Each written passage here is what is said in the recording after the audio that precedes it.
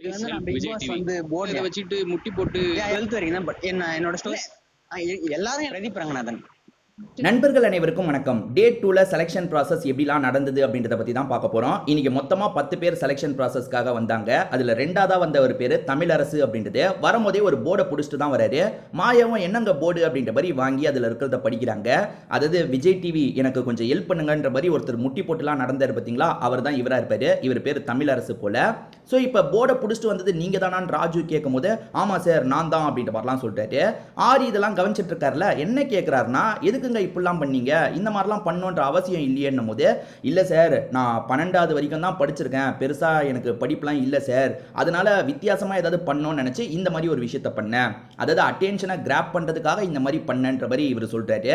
ஆனால் பிரச்சனை என்னன்னு பார்த்தீங்கன்னா இந்த இடத்துக்கும் அந்த கார்டை தூக்கிட்டு வந்திருக்காரு. இவர் செலக்ட் ஆகிட்டார் ஓகே, ஆனால் இந்த இடத்துக்கும் கார்டை தூக்கிட்டு வந்திருக்காருல, அதனால ஓவியா என்ன சொல்றாங்கன்னா அப்ப இம்மெச்சூரா பண்ணதா சொல்றீங்க, இப்பயுமே நீங்க இம்மெச்சூரா தான் நடந்துட்டு இருக்கீங்க அப்படின்ற மாதிரி சொல்றாங்க. அது உண்மையும் கூட. நம்மளுக்கு புரியாதது என்ன தெரியுமா, இந்த மாதிரி சில ஆளுங்கெல்லாம் வந்து லட்சக்கணக்கில் இருந்து எப்படி 50க்குள்ள ஃபில்டர் ஆனாங்கன்றதே டவுட்டா தாங்க இருக்கு. ஏன்னா இந்த பையன் கிட்ட டேலண்ட்ன்றது ஒண்ணுமே கிடையாது. இப்ப பின்னாடி நடந்த விஷயத்த நான் சொல்றேன், நீங்களே புரிஞ்சுப்பீங்க. இப்ப ராஜு வந்து ஏதாவது இவர்கிட்ட பேசணுன்றதுக்காக உங்க இன்ஸ்பிரேஷன் யாருன்ற மாதிரி ஒரு கேள்வியை கேட்கிறாரு. தலைவா உன் இன்ஸ்பிரேஷன் யாருன்னு கேட்கும் போது இந்த பையன் வந்து அப்துல் கலாம் பெரிய பெரிய ஆளுங்களோட பேரை சொல்லுவான்ற மாதிரி ஜட்ஜஸ் நினைச்சிருப்பாங்க போல. இவன் சட்டுன்னு பிரதீப் ரங்கநாதன் சொல்லிட்டான். உடனே ஜட்ஜஸோட முகமே கொஞ்சம் மாறிடுச்சு. சரி ஆக்டிங்ல கூட சரி பெரிய ஆளோட பேரை சொன்னா கூட இவங்க கொஞ்சம் சாதாரணமா எடுத்திருப்பாங்க. ஆனா இவன் பிரதீப் ரங்கநாதன் பேரை சொன்னோன்னே ஜட்ஜஸோட முகமே மாறிடுச்சு.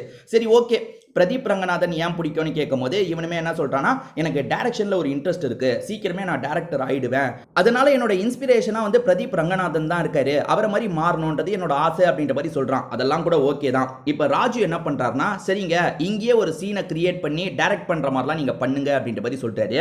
இந்த பையனுக்கு பண்ண வர மாட்டேங்குது. அதாவது வந்து எப்படி பண்றது, இல்ல இப்பதான் நான் அதை கத்துட்டு இருக்கேன் அப்படின்ற மாதிரிலாம் மழுப்பிட்டு இருக்கான். அதாவது ஒரு விஷயத்த பண்ண சொன்னா அதை பண்றதுக்கு இந்த பையன் ரெடியாவே இல்லை. ஏன்னா எதுவுமே இந்த பையனுக்கு பெருசா தெரிய மாட்டேங்குது, கொஞ்சம் பதட்டமாவே தான் இருந்துட்டு இருக்கான்.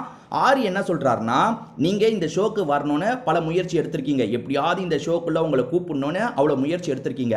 ஆனா ஷோக்குள்ள வந்தா இப்படி செலெக்ஷன் ப்ராசஸ் நடந்தா ஏதாவது பண்ணி காட்டணும், நீங்க கொஞ்சம் கத்து வச்சிருக்கணும்ல. இவ்வளவு பெரிய ஆப்பர்ச்சுனிட்டி உங்களுக்கு கிடைச்சோம், எதுவுமே பண்ண தெரியலனா எப்படின்ற மாதிரி ஆரி கேட்கிறாரு. அதுக்கு இந்த பையனால பதில் சொல்ல முடியல. இந்த பையன் என்னென்னமோ சொல்லிட்டு இருக்கான். இல்ல நான் உள்ள போய் பண்ணிடுவேன் அப்படின்ற மாதிரிலாம் சொல்லிட்டு இருக்கான். ஆனா ஆரி வந்து இந்த மாதிரி ஒரு ஆப்பர்ச்சுனிட்டி எத்தனை பேருக்கு கிடைச்சிரும், உங்களுக்கு கிடைச்சிருக்கு, ஆனா ஏதாவது பண்ண சொன்னா உங்களுக்கு பண்ண தெரியலன்ற மாதிரி சொல்லிட்டு இருக்கீங்க, எப்படி நாங்க உங்களை செலக்ட் பண்ண முடியும் அப்படின்ற மாதிரிலாம் கேட்டுட்டு இருக்காரு.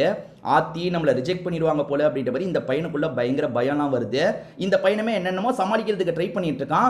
பட் பிரச்சனை என்னன்னு பார்த்தீங்கன்னா இன்னைக்கு ஒரு 10 பேர் வந்தாங்கல்ல, அதுல சிலர் கூட வந்து போல்டா பேசினாங்க, சில டேலண்ட்லாம் அவங்களுக்குள்ள வச்சிருந்தாங்க, அதை வெளிப்படுத்திட்டு இருந்தாங்க. ஆனா இந்த பையன் பேசுறது கூட வரமாட்டேங்குதுங்க. இந்த பையனுக்கு சரியாவே இந்த பையன் பேசல. ஸோ ஆரி என்ன பண்றாருன்னா இல்ல நீங்க இன்னும் அதுக்கு தயாராகலன்னு நாங்க நினைக்கிறோம், அதனால உங்களை ரிஜெக்ட் பண்றோம் அப்படின்ற மாதிரி வந்து ரிஜெக்டட் அப்படின்ற மாதிரி காமிச்சிடுறாரு. இந்த பையன் பயங்கரமா உடஞ்சு போயிடுறான். ஒன்றும் பிரச்சனை இல்லை, திரும்ப ட்ரை பண்ணுங்க அப்படின்ற மாதிரி மாயாவும் பேசி அனுப்பி விட்டுறாங்க. இன்னைக்கு 10 பேருக்கான செலெக்ஷன் ப்ராசஸ் நடந்தது. இதுல வந்து 3 பேரை தான் செலக்ட் பண்ணாங்க, அதே மாதிரி 3 பேரை ரிஜெக்ட் பண்ணாங்க. 4 பேரை ஓல்டுல வச்சிருக்காங்கல்ல, அந்த 4 பேர்ல எனக்கு தெரிஞ்சு 2-3 பேர் வந்து ஓல்டுல வைக்க வேண்டியவங்களே கிடையாதுங்க, செலக்ட் ஆக வேண்டியவங்க. எனக்கு அப்படிதான் தெரிஞ்சது. ஸோ அவங்கள பத்தியும் அடுத்தடுத்த வீடியோல நம்ம பார்க்கலாம். இந்த வீடியோ பிடிச்சிருந்ததுன்னா கண்டிப்பா இந்த வீடியோக்கு ஒரு லைக் போடுங்க. அடுத்த வீடியோவை பார்க்கணும்னா நம்ம சேனலை சப்ஸ்கிரைப் பண்ணி வச்சுக்கோங்க.